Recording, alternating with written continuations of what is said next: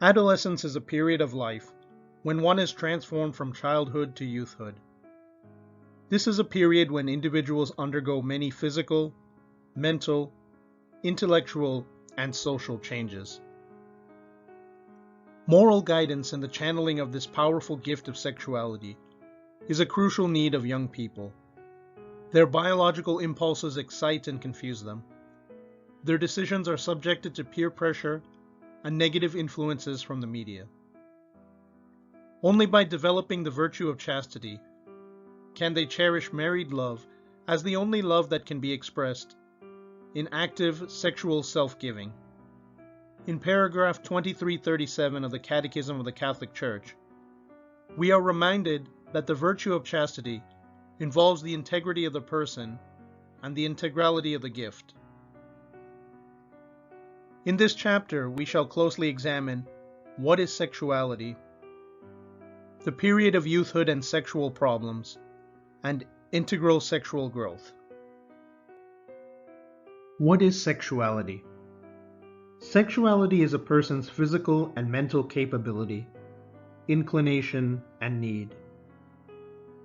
Sexuality is the process of establishing friendships with a person of the opposite sex and giving oneself fully to the other one and receiving similar reciprocity from the other within the framework of values, virtue, and faith. Sexuality is there in all states of life. There are different stages in sexuality. One will grow in full sexuality only if one gets the growth in these different stages. Chromosomal sexuality. One's sex is determined at the very moment when the first cell is formed through the union of semen and egg. An XY chromosome means that the baby will be male, and XX means the baby will be female. Hormonal sexuality. Sexual hormones are important factors in the growth of physical sexuality. The growth of the sexual organs is affected by the sexual hormones. When a boy produces the semen and a girl produces the egg, they become mature in reproductive sexuality. This too happens through the working of the hormones. Biological sexuality. For a healthy sexuality, maturity in biological sexuality is needed. The sexual stimulation and its response are the two important phases of biological sexuality. Whenever the sexual stimulation occurs, its response is not given through conscious sexual activities.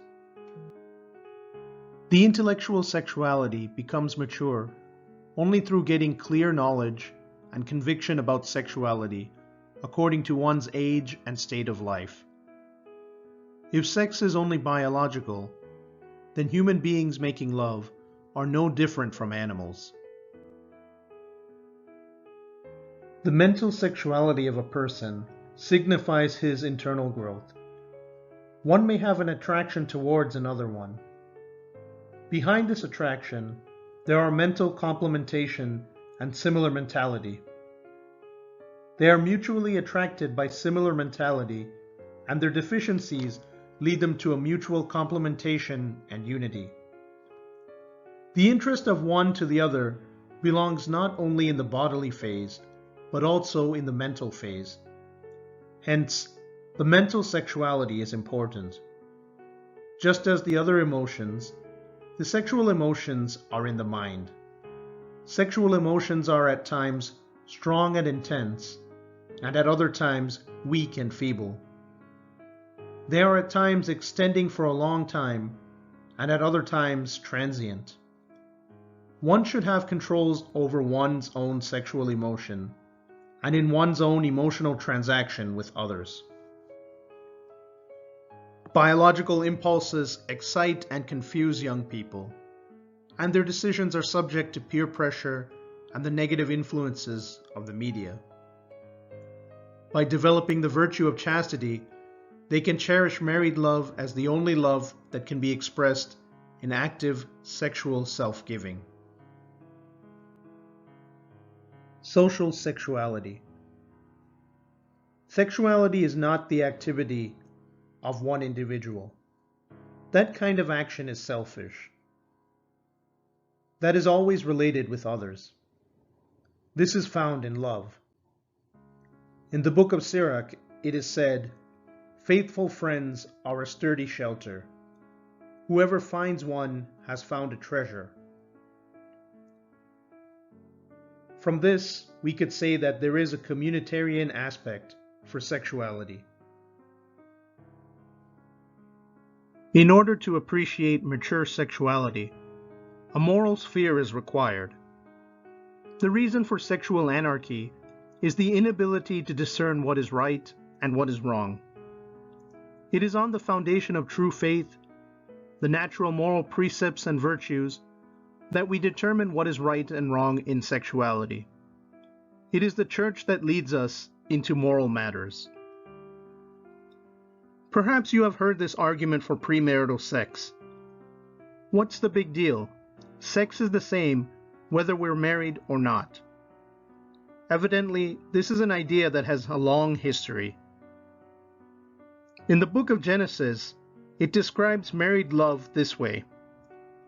A man leaves his father and mother and clings to his wife, and the two of them become one body. Genesis chapter 2, verse 24. This is not a description about the physical act. It is telling us that sexual love leads to a spiritual bond, a union of body and spirit. Sexuality and spirituality.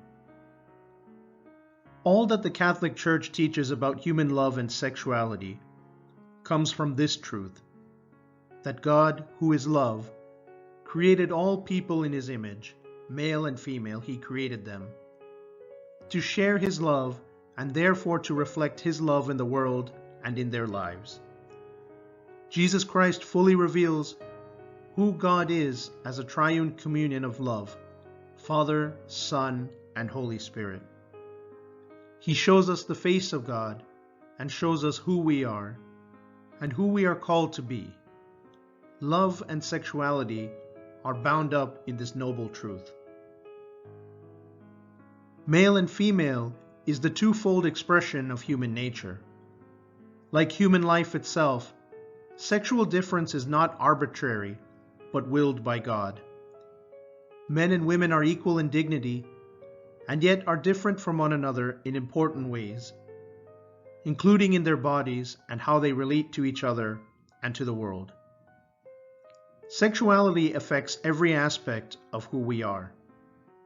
See Catechism of the Catholic Church, paragraph 2332. Through sexual difference, we see that men and women are created for each other.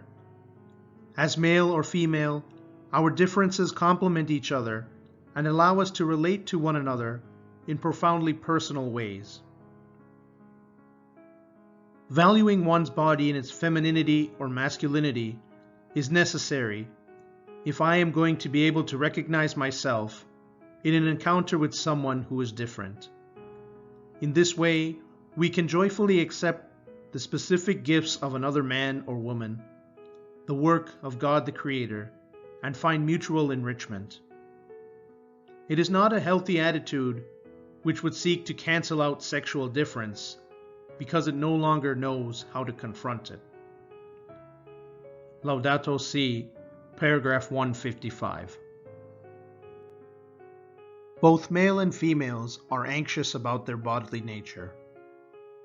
They may compare their body parts with others, imitate the way their friends dress, look in the mirror more often, have an interest or lust towards the opposite sex, and possible attraction towards members of the same sex, and may enter into activities of homosexuality.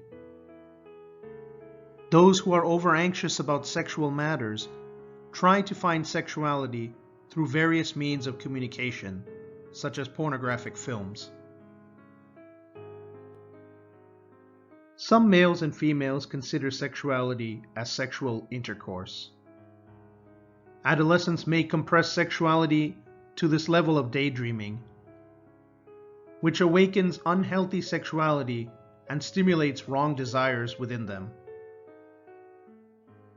We are able to avoid these only through spiritual virtues like self-restriction, good friends, good reading, good actions, reading the Bible, receiving the sacraments, fasting, and abstinence. It is possible that people can have sex but know very little about each other. These are people who have not learned the difference between love and lust. Lust is an excessive, often uncontrollable sexual desire. Lustful people are enslaved by their sexual desires, that they do not care whom they use or ruin to satisfy their needs. On this slide, we can see the effects of pornography. Pornography takes what is meant to be a very personal and private expression of love and uses it to give an unhealthy pleasure or satisfaction to others. It cheapens sexuality, and it harms the dignity of both those who participate in it and those who take pleasure from it. Integral sexual growth. The virtue of purity is essential for integral growth in sexuality. It helps us to have God's view of ourselves, helps us to have a true love of others as Jesus taught, and it helps us to look at the human body as a temple of the Holy Spirit. This requires strength and self-control to choose not to engage in sexual activity until the time is right. And this is what is meant by abstinence. As Pope St. John Paul II reminds us, genuine love is demanding, but its beauty lies precisely in the demands it makes. Only those able to make demands on themselves in the name of love can then demand love from others. Sexual emotion should not be suppressed, for suppressed sexuality never departs from us. That will come out from the subconscious mind, and over the course of time will create sexual problems. The individuals who suppress sexuality will be disappointed, always angry, ones who fear friendship, introverted, and ones who find fault with others. It is through self-control that they should accept the feeling of virtues and should be obedient to the solution of the problem in a free and conscious manner. Sexuality is not always an activity of the body. We should understand that sexuality has a measure beyond the body, a mental, loving, communitarian, and spiritual measure. Sexuality is founded in friendship. If one has various kinds of friendships, they will be able to grow in sexuality. First of all, one should have friendship with God. We will be able to maintain this friendship with God through prayer, adoration, self-oblation, and self-abandonment. Secondly, we should have friendship with our parents and siblings. Third, we should foster friendship with people of the same sex. And fourth, with people of the opposite sex. However, this should be done with discretion and prudence. There needs to be a deep spirituality and emotional maturity here for this friendship to occur. A good friendship is one of the most precious gifts of life, as friendship teaches us about love because it helps us to overcome self-centeredness and shows us the joy that we can find in seeking the happiness of someone else. And this is what should be happening when people begin to date. Dating ought to allow for people who claim to care for each other to get to know each other better. People who are truly in love are not only attracted to each other, they have also discovered common values and ideals, similar interests and beliefs, and all kinds of things that they enjoy doing together. Dating should be a time for learning about and growing in friendship. Perhaps the biggest difficulty facing adolescents today, in terms of sexual problems, is the use of pornography. We all struggle to love well and chastely. Living our vocation to love brings the daily challenge of recognizing the beauty of each person we encounter. Today, more than ever, maintaining a pure heart is difficult for everyone. We are bombarded with sexualized images all the time, and pornography is only a click away. Many people struggle with pornography use. Often, they are longing to be loved, to experience joy, or to find relief from the difficulties of life. But what is being presented as liberating, euphoric, and fulfilling ends up creating frustration, emptiness, and shame. Pornography and the masturbation that usually accompanies it can become addictive behaviors. Using pornography impacts the whole person, body, and soul, and thus healing is needed for the mind, the emotions, one's relationships, and the spiritual dimensions of the person. It is important to remember that no matter what you have done, you retain your dignity as a daughter or son of God, loved by the Father. What sin has disintegrated, grace can reunite and make whole. Thanks be to God for these great gifts of mercy and healing. In order to change any behavior or attitude, one must take full responsibility for doing something about it. Many people have the desire to change, but are not entirely willing to do so. It is often more comfortable to allow a problem to continue than to exercise a solution. The first step towards healing, then, is a sincere willingness to take the steps that are needed, even if they are uncomfortable. Relational healing takes place in many ways, but being accountable to others is one of the best starting points. Accountability involves humbly giving oneself over to the guidance of others, who have more experience and have reached a deeper level of freedom from pornography. A counselor, spiritual director, or mentor can also play an important role by offering feedback and insight to help a person engage in healthy relationships and recognize their relational deficits, such as insecurity, approval seeking, need for control, self-pity, etc. These need to be healed because they make a person vulnerable to pornography use. True intimacy with others, as opposed to the illusory intimacy promised by pornography, allows a person to share their life, emotions, and joys with another person. This is the kind of communion we were all made for. Using pornography has profound effects on a person's spiritual life and damages their relationship with God. Someone caught in the cycle of habitual pornography use often feels distant from God and even unforgivable. Confessing one's sin is a powerful practice that can help one receive healing. At the human level, honestly disclosing your struggles and sins to other people in order to seek their help can be beneficial.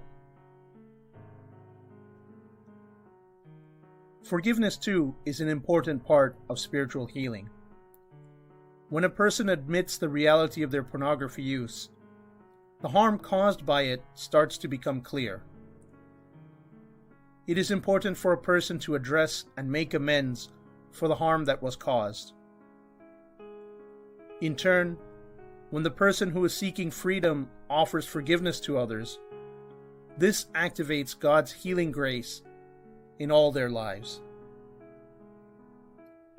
Do not let the obstacles of denial, shame, fear, despair, or pride keep you from relying on the Lord's grace. Recovering the purity of a clean heart involves healing and integrating various dimensions of the person. Breaking free from the hold of pornography requires the ability to make a radical, concrete lifestyle change. This work is ongoing, and healing is possible through the support of other people who are also striving towards purity, and through the generous mercy of Christ. Remember, it is never too late to seek help and to find the freedom to live your vocation of chaste, life-giving love.